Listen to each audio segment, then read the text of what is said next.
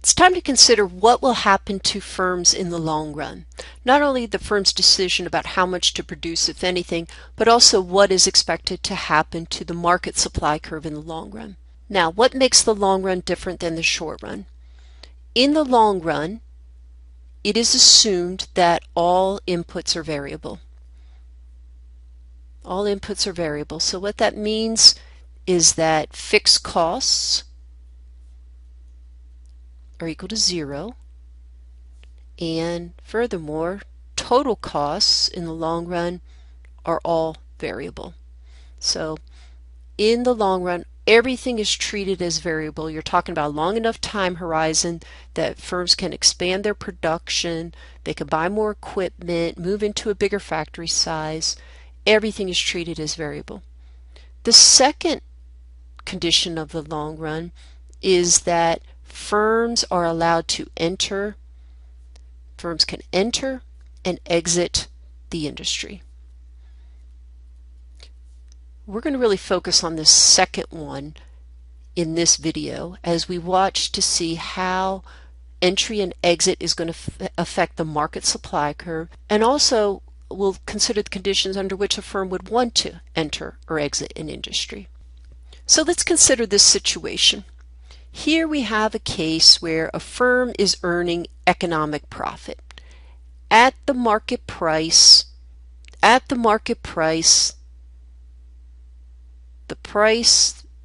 the market price, the firm would choose to produce Q-star units, and at Q-star units we see that the price is enough to cover the firm's average cost.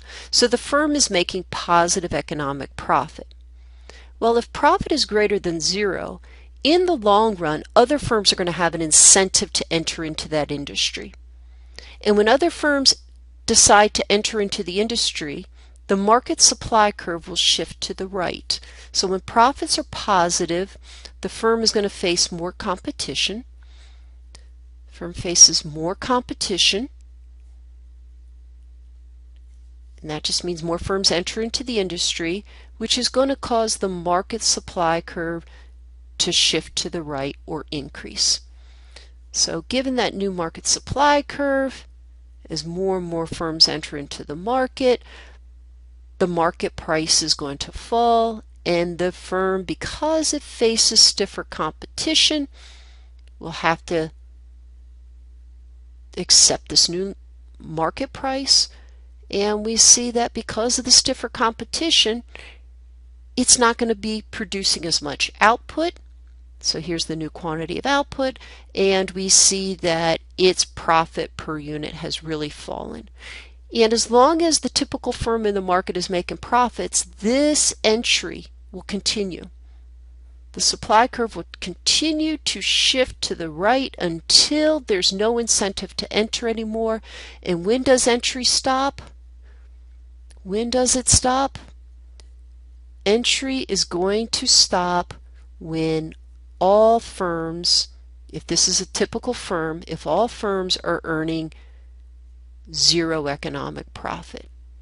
This is often what we refer to as normal economic profit. At that point, nobody has an incentive to enter. Now you may wonder why, if economic profit is 0, firms would even choose to operate. Remember, this means that the firm is earning enough revenue to cover their total economic costs. That includes the explicit costs as well as the opportunity costs of their time and alternative uses of those resources. Now, when will a firm choose to exit? Firms are going to exit if they are incurring economic losses, which means they are not having any profit. Profit is less than 0. Here's an example of a firm that is earning economic losses. At the current price, we see that this firm, if it chooses a quantity of Q star, that's the quantity where the market price equals marginal cost, they are not earning enough to cover their average costs of production. Now, if this firm views this as a permanent situation, meaning that this price is never going to recover and they cannot recoup their losses, then they will choose to exit the industry. For firms that think that this is just a temporary bump in the road, this might just be a seasonal variation in price, they expect the price to pop back up, those firms will remain in the market. But for those firms who do not foresee a change in the price that will help them recoup their losses, they're going to exit. And as those firms exit the market supply curve will shift to the left.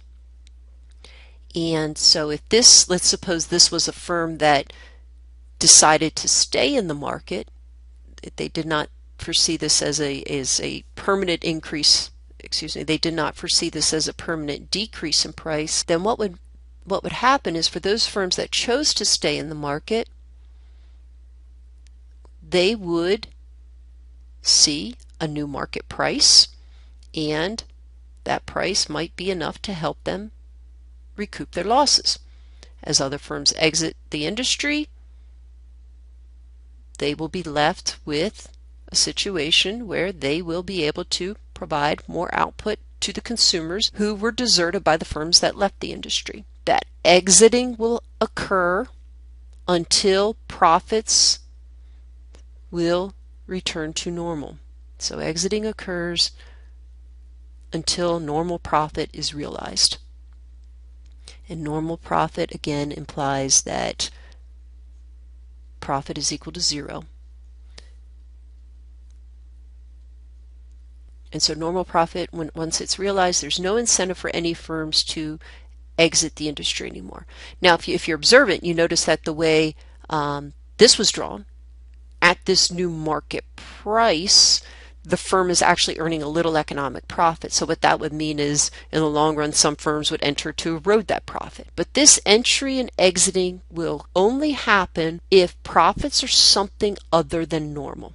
So here's a situation where if this is the typical firm in the industry, all the firms in this industry at the market price are earning normal economic profit. Because at Q star, the market price is equal to the average total cost of producing each of those Q star units. So we have normal economic profit. If this is a typical firm in the market, there is no incentive for firms to enter or exit.